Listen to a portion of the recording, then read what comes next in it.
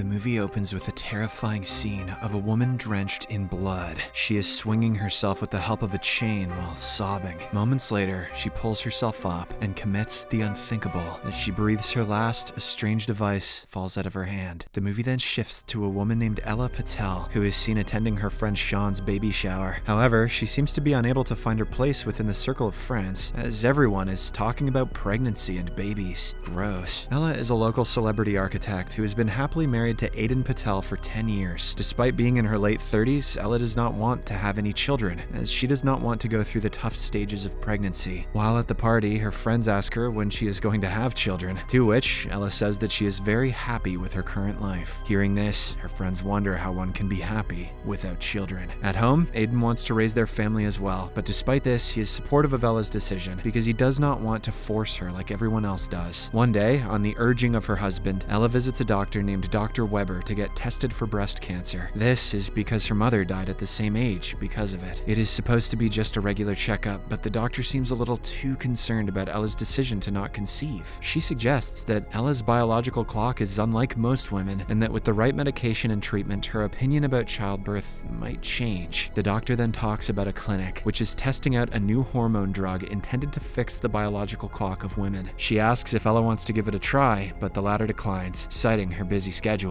Nevertheless, Dr. Weber provides her with her contact information, asking Ella to reach out if she has a change of heart. Later that evening, Aiden and Ella are visited by her father Joseph for dinner. While dining, Joseph brings up the subject of pregnancy. Everyone in this world is obsessed with pregnancy, much to Ella's already mounting frustration. Indirectly, he expresses his desire for a grandchild to carry on their lineage. He further pressures her, pointing out that she's a Jewish descendant of Holocaust survivors. Apart from her friends and father's pressure, Ella's social media is also filled up with pregnancy-related content and pictures of babies. All these factors lead Ella to feel that she is letting everyone down and fears that there is something wrong with her. At midnight, while engrossed in her office project, Ella recalls her doctor's suggestion of an experimental clinical approach that can fix her hormonal imbalance. After contemplating it for a while, she decides to give it a try, though she refrains from informing her husband due to the uncertainty about its potential success. The next day, Ella departs from home, feigning the need to carry out some office work for a few days. However, once she drives away, she contacts her boss and explains her inability to continue with the ongoing project, even though it was her dream job. Following this, she drives to the referred clinic and checks in, where she notices the infinity symbol placed in different spots around the facility. A short while later, she is approached by Dr. Simmons, who gives her a brief lowdown about the experimental drug that they have created to assist the women like Ella. Ella's first session begins the very following day, during which Dr. Simmons learns about her tocophobia, an intense fear of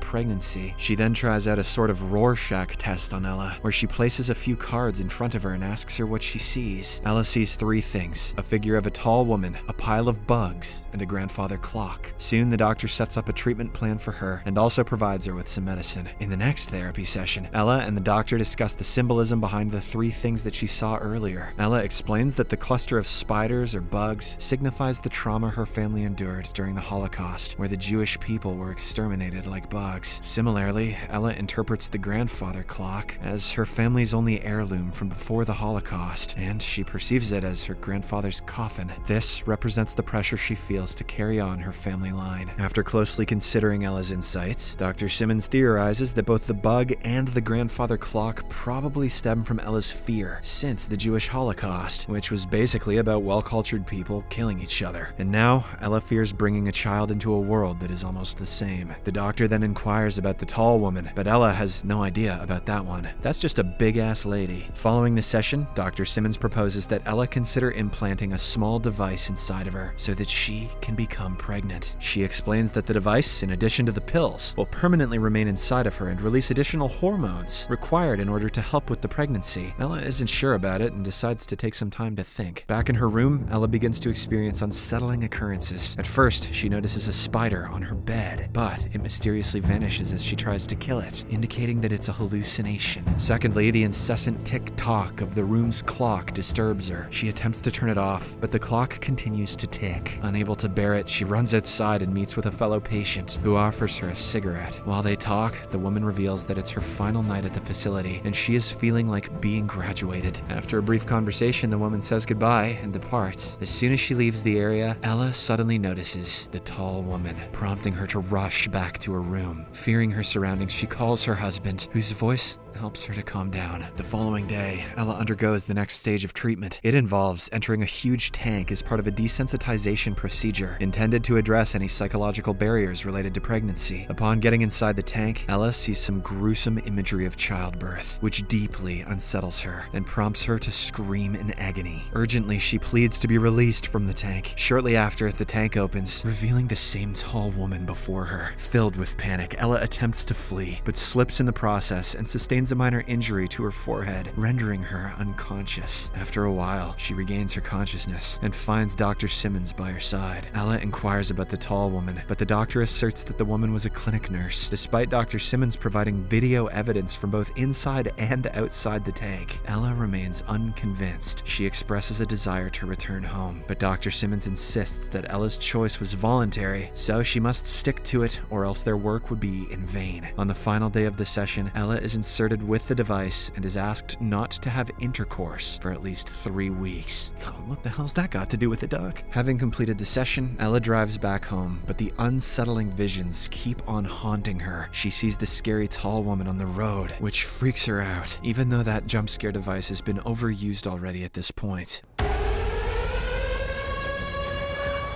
After a while of driving, Ella finally returns home, but she doesn't appear to be the same person as before. Aiden notices this change and inquires about it, but Ella just pretends to be tired due to the long drive. Apart from all this, Ella develops an unexpected craving for eggs, and she gulps them down without any hesitation, even more than Gaston. As the days pass by, Ella's health starts to deteriorate, as she often gets hallucinations. The scene then changes to her birthday, and we see Ella and Aiden host a gathering with friends, including Sean. Since Ella is a great architect, Sean wants her to install a beautiful nursery in her room for her upcoming baby. "Stop talking about babies, you NPC," says Ella. During the birthday celebration, Ella continuously stares at Sean's pregnant belly and asks for permission to touch it. When the latter agrees, she places her head against the belly, surprising everyone. This impresses everyone, as Ella is interacting with a baby for the very first time in her life. But then, something very weird happens. Ella hallucinates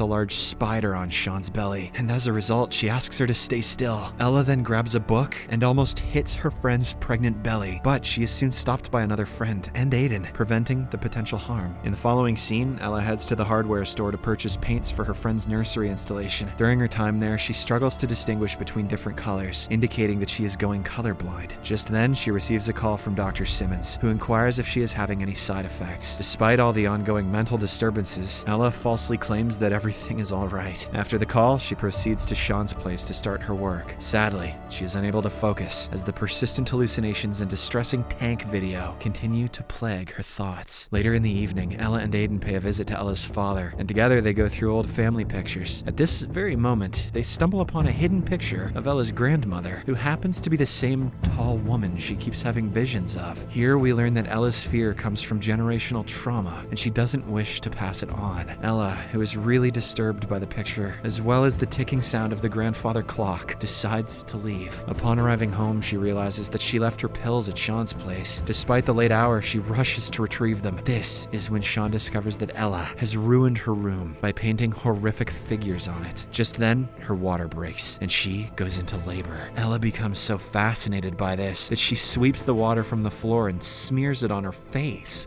Oh yes, gooey. She then tries to force Sean to give birth right now, but this act ultimately leads her to getting thrown out of the house. After a while, Ella receives a call from her father, who says that he has fallen down. She rushes to his house to help him, only to be triggered by the ticking of the grandfather clock. Unable to tolerate it any longer, she grabs some tools and destroys the clock. 2 weeks have passed since the therapy session, and Ella's desire to have a baby suddenly intensifies. She confides her wish to Aiden, and the couple decides to have intercourse right away. However, as they proceed, the implanted device within Ella gets in the way and inadvertently injures Aiden. Oh, my cock. Causing bleeding. When Ella rushes to get some gauze from Aiden's bag, she notices the infinity logo of the facility on it. Here, we get to know that Aiden knew about the clinic the entire time, and that he purposefully nudged Dr. Weber to suggest it to his wife. When confronted, Aiden admits that he just wanted her to have a baby by her choice. Furious by the betrayal, Ella drives to the facility and directly confronts Dr. Simmons. She demands the immediate removal of the implanted device. However, However, the doctor responds that the device isn't meant to be removed, and that doing so might lead to permanent infertility. Hearing this, Ella begins to panic. Hysterically, Simmons attempts to pacify her, but Ella soon realizes that the entire procedure is nothing but a grand delusion, just like the visions of her grandmother. She claims that her process is doing nothing but forcing women into feeling a certain way, a way in which society wants them to feel, but not allowing them to be who they are. With this realization, Ella rips out the implant